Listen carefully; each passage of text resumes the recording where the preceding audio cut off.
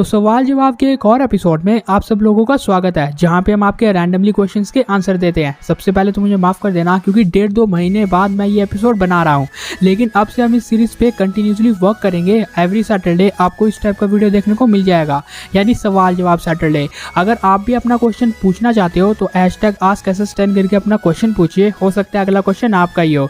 और इसके अलावा हम ट्यूसडे को भी टॉप 10 ट्यूसडे बनाने वाले हैं, जहाँ पे हम टॉप 10 वीडियोस लाएंगे स्पेशली ट्यूसडे के दिन एंड सैटरडे के दिन ये सवाल जवाब। इसके अलावा आपकी अगर कोई और सजेशन है किसी और टाइप की वीडियो से रिलेटेड तो वो बात भी कमेंट में शेयर कर देना। फिलहाल आज के इस वीडियो को स्टार्ट करते हैं। आज का क्वेश्चन इन्होंने पूछा है, इनका नाम बहुत ही अजीब सा है तो मुझे प्रोनाउंस करना नहीं आ रहा है, तो उसके लिए सॉरी, मतलब रियल नहीं है, आप खुद देख लो। इसके अलावा आपको भी ऐसे क्वेश्चन पूछने हैं, मतलब 6 से 7 या 8, 9, 10 के अराउंड, ताकि मैं उन क्वेश्चन के आंसर भी दे सकूं। ऐसा नहीं है कि 20-25 पूछ लिए, नहीं तो वो एक वीडियो में कवर नहीं हो सकता। इसीलिए आपको भी मिनिमम टू मिनिमम 7 से क्वेश्चन तो पूछने ही है एंड मैक्सिमम टू मैक्सिमम 10 तक। लेकिन इनका फर्स्ट क्वेश्चन है ब्लैक सुपरमैन वर्सेस हेला।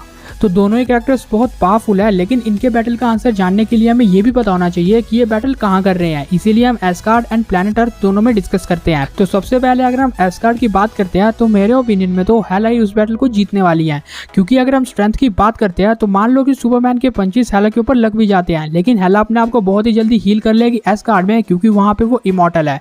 इसके बाद सुपरमैन स्पीड एंड रिफ्लेक्सेस से भले ही उसकी नेक्रोस्वॉर्ड से बच जाए, लेकिन हेला भी बहुत तेज नेक्रोस्वॉर्ड्स को प्रोड्यूस कर सकती है, तो वो 1 या 2 से बच जाएगा। लेकिन जब उसके चारों तरफ नेक्रोस्वॉर्ड होगी तो सुपरमैन मान लो अपने रिफ्लेक्सेस से उनसे भी बच जाता है, लेकिन ऐसा जरूर होगा कि एक ना एक नेक्रोस्वॉर्ड सुपरमैन को लग जाएगी एंड नेक्रोस्वॉर्ड का असर सुपरमैन के ऊपर होगा। ये बात डेफिनेटली है, क्योंकि अगर नेक्रोस्वॉर्ड थॉर के ऊपर वर्क कर सकती है तो सुपरमैन के ऊपर भी डेफिनेटली करने वाली है, क्योंकि थॉर की ड्यूरेबिलिटी भी तो लगभग सुपरमैन के बराबर है। इसीलिए अगर सुपरमैन कंटिन्यूसली उसके ऊपर अटैक भी करता है तब भी मुझे नहीं लगता कि उसके पंचेस एंड हीट विजन से हेला के ऊपर ज्यादा फर्क पड़ने वाला है।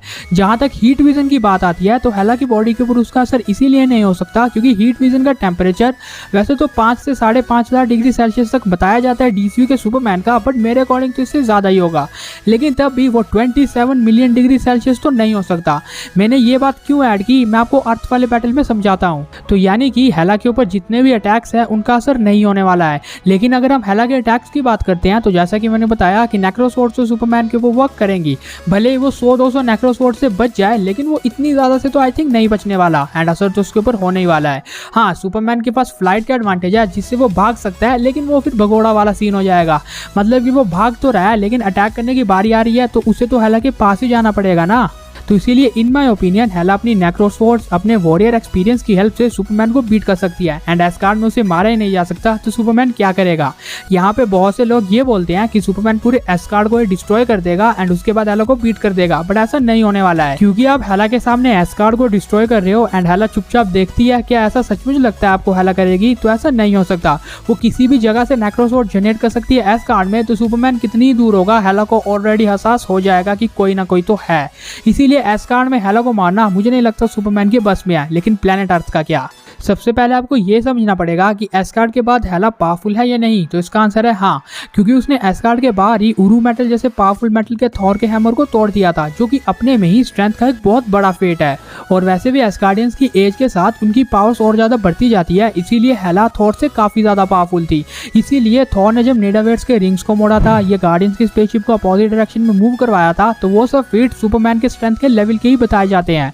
इसीलिए हम ये कह सकते हैं कि स्ट्रेंथ में ऑलरेडी ये इक्वल हो ही जाएंगे अगर ये अर्थ में बैटल कर रहे हैं। तो स्पीड एंड रिफ्लेक्सेस का एकदम सेम सीन रहेगा कि सुपरमैन कुछ नेक्रोस्वॉर्ड से तो बच जाएगा, लेकिन कुछ तो उसको लगने ही वाली है। तो फिर अर्थ में इनका बैटल डिसाइड कैसे होगा? आपको समझ नहीं आई? वो होगा ड्यूरेबिलिटी से, यानी कि कोई कैरेक्टर कितने अटैक्स को सह सकता है। तो हाँ, अगर हेला के बाकी अटैक्स की बात करते हैं तो वो सुपरमैन के ऊपर ज्यादा असर नहीं दिखा सकते, मतलब पंचेस या वगैरह उसके फिजिकल अटैक से सुपरमैन बहुत जल्दी हील हो सकता है सन की हेल्प से। लेकिन अगर हम बात करते हैं नेक्रोस्वॉर्ड की तो उसका तो असर उसके ऊपर होगा, क्योंकि अगर आपको ये लगता है कि सुपरमैन को क्रिप्टोनाइट से ही मारा जा सकता है तो वो उसकी एक वीकनेस है, लेकिन इससे हम ये नहीं बोल सकते कि बाकी वेपन्स का भी उसके ऊपर अटैक का असर बिल्कुल नहीं होने वाला, क्योंकि न्यूक मिसाइल का भी तो उसके ऊपर असर हुआ था। इसीलिए नेक्रोस्वॉर्ड सुपरमैन को टेम्परेरी तो सही लेकिन नॉकआउट कर पाएंगे। लेकिन अगर हम सुपरमैन की बात करते हैं तो उसके भी बाकी अटैक्स का उसके ऊपर असर नहीं होने वाला। लेकिन अब हम डिस्कस करते हैं हीट विजन वाले उस पॉइंट को। अब हीट विजन का टेम्परेचर अराउंड 5 से 6,000 डिग्री सेल्सियस का बताया जाता है डीसीयू के सुपरमैन का, बट मेरे ओपिनियन में तो वो ज्यादा ही होगा। लेकिन अगर हम हेला की बात करते हैं तो वो एक एस्कार्डियन है, वो इस टेम्परेचर को आराम से सर्वाइव कर सकती है। क्योंकि अगर हम थॉर की बात करते हैं तो वो भी तो एक एस्कार्डियन है एंड उसने भी न्यूट्रॉन स्टार के इस रेडिएशन को सहा था जिसका टेम्परेचर सन के कोर जितना गर्म होता है एंड इसकी हीट विजन इतनी गर्म तो बिल्कुल नहीं है। 15 मिलियन डिग्री सेल्सियस इसकी हीट विम गर्म नहीं है।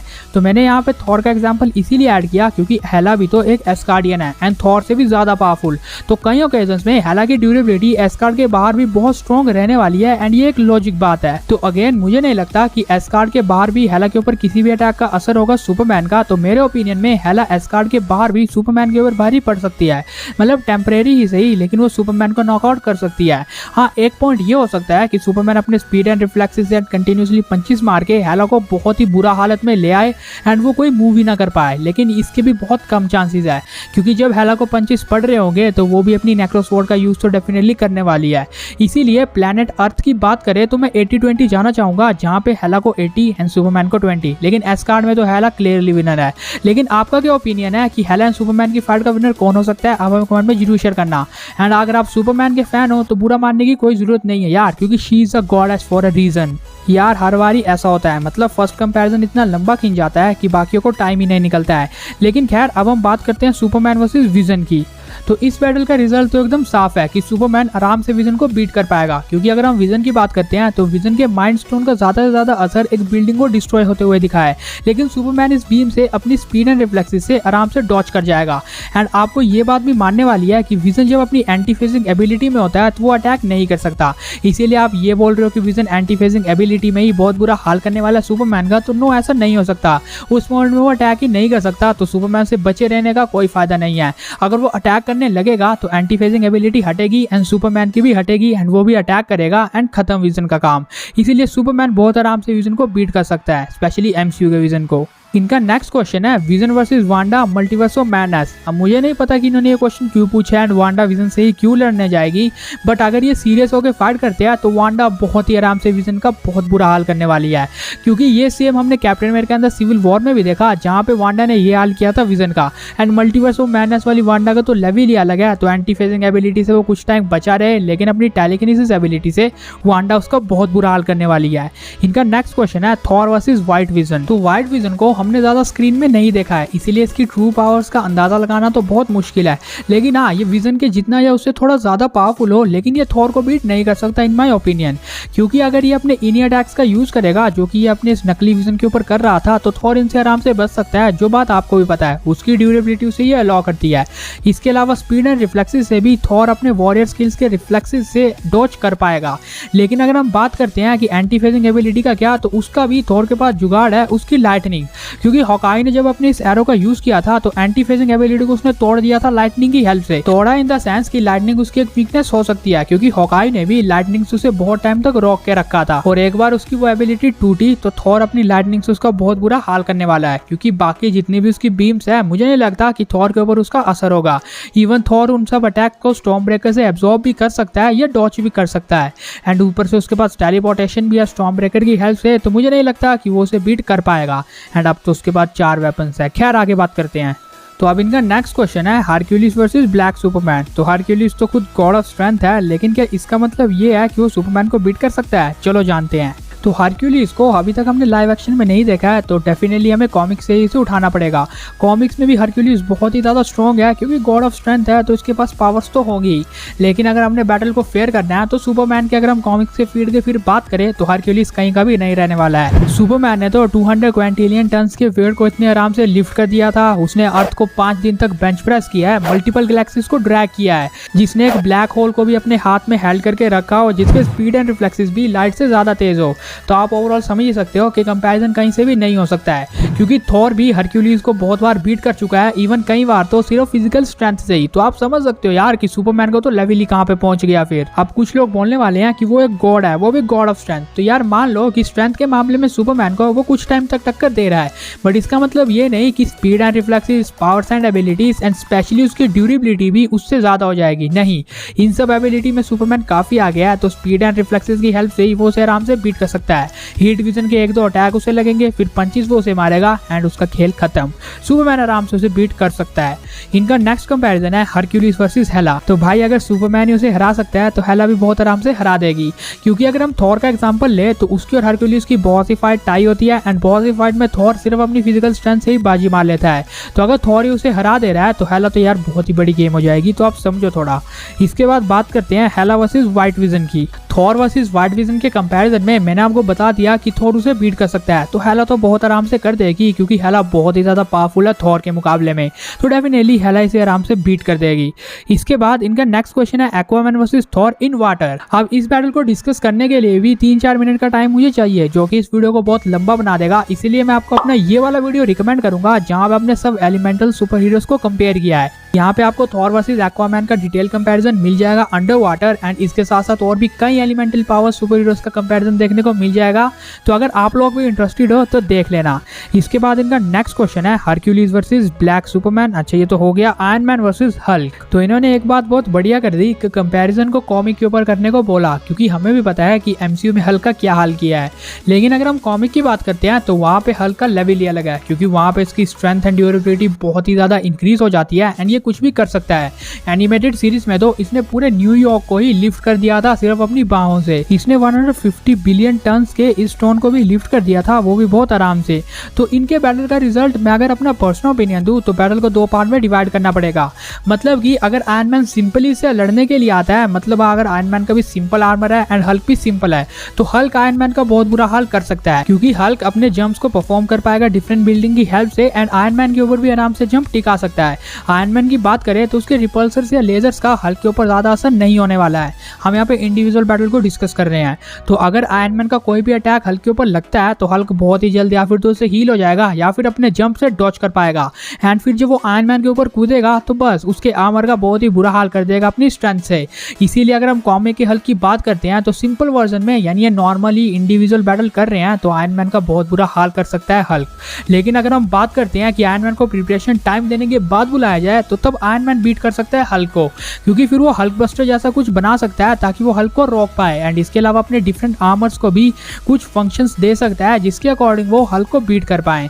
इसीलिए प्रिपरेशन टाइम के बाद आयरन मैन के चांसेस ज्यादा है, लेकिन विदाउट प्रिपरेशन टाइम तो यानी सिंपल बैटल में हल्क बैटल को जीत जाएगा मेरे ओपिनियन में। इनका लास्ट क्वेश्चन है शेज़ैम वर्सेस वंडर वुमन। तो शेज़ैम के पास 6 गॉड्स की पावर है, बट क्या ये पावर वंडर वुमन के ऊपर असर करने वाली है?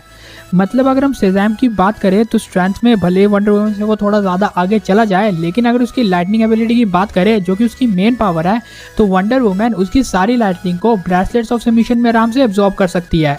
एंड अगर हम स्पीड एंड रिफ्लेक्सेस की बात करते हैं तो वंडर वुमन की वो काफ़ी ज़्यादा है, जो कि हमने इस सीन में भी देख लिया है। तो शेज़ैम की स्पीड एंड रिफ्लेक्सेस है भी वो मैच कर जाएगी। इसके बाद वंडर वुमन ने फ्लाइट करके भी दिखाया था हमें इस सीन में, हालांकि शेज़ैम की जितना तेज नहीं बट करके तो दिखाया था। लेकिन इसके बावजूद भले ही शेज़ैम गॉड पावर्स की वजह से स्ट्रेंथ एंड बाकी बहुत सी चीज़ों में वंडर वुमन से आगे हो, लेकिन वंडर वुमन का एक्सपीरियंस बहुत ही ज़्यादा है 5000 सालों का, प्लस इसके पास इतने ज़्यादा वेपन्स है जिनका ये यूज़ कर सकती है अपने अपोनेंट्स के ऊपर। और इसके अलावा अगर हम डीसीयू की बात करते हैं तो शेज़ैम का कैरेक्टर अभी बच्चा है, बच्चा इन द सेंस कि वो अपनी पावर्स को यूज़ तो कर सकता है बट उसका एक्सपीरियंस वंडर वुमन से तो काफ़ी कम है, क्योंकि उसके पास 5000 सालों का एक्सपीरियंस है। हालांकि यहाँ पे हम एनिमेटेड सीरीज या कॉमिक्स की बात कर रहे होते हैं तो वहाँ पे सुपरमैन ने बताया है कि तुम हर तरह से मेरे बराबर हो, तो उस टाइम पे तो वंडर वुमन के लिए भी बहुत बड़ा खतरा हो सकता था। लेकिन यहाँ पे तो शेज़ैम बहुत ही कम है वंडर वुमन के मुकाबले में, क्योंकि उसका एक्सपीरियंस बहुत कम है। इसीलिए वंडर वुमन अपने डिफरेंट एक्सपीरियंस से डिफरेंट वेपन से शेज़ैम का बहुत बुरा हाल कर सकती है। यानी कि शेज़ैम के ज्यादा अटैक्स वंडर वुमन के ऊपर असर नहीं कर सकते, इवन उसका मेन अटैक जो लाइटनिंग है उसको भी वो एब्जॉर्ब कर सकती है। स्ट्रेंथ एंड ड्यूरेबिलिटी के मामले में थोड़ा बहुत पॉइंट हो, लेकिन वंडर वुमन ने काउंटर कर लेगी अपने एक्सपीरियंस एंड वेपन से एंड फाइटिंग स्किल्स से। मेन बात तो यही है कि अगर ये फाइट करने उतरेंगे तो वंडर वुमन के फाइटिंग स्किल्स वॉरियर्स वाले हैं, लेकिन शेज़ैम के सिंपल है, इसलिए वंडर वुमन वो मूव कर देगी उसके खिलाफ जो कि उसे पता नहीं होगा। इन माई पर्सनल ओपिनियन अपने एक्सपीरियंस की हेल्प से लाइव एक्शन में Wonder Woman is more powerful than Shazam. बाकी आपका क्या ओपिनियन है बता देना कमेंट्स में। बाकी हम इस वीडियो को यहीं पे खत्म करते हैं। अगर आपका कुछ और अलग ओपिनियन है इन सब कैरेक्टर्स की फाइट को लेके तो वो बात हमें कमेंट में जरूर शेयर कर देना। इसके अलावा अगर आपने भी कोई क्वेश्चन पूछना हो तो #AskSSTen करके अपना क्वेश्चन जल्दी से कमेंट कर दो। बाकी अगर आपको वीडियो पसंद आया होगा तो वीडियो को लाइक कर देना, शेयर कर देना, हमारे इस चैनल को सब्सक्राइब मार के बगल वाले बेल आइकन को भी जरूर ऑन कर देना। Thanks for watching this video, bye.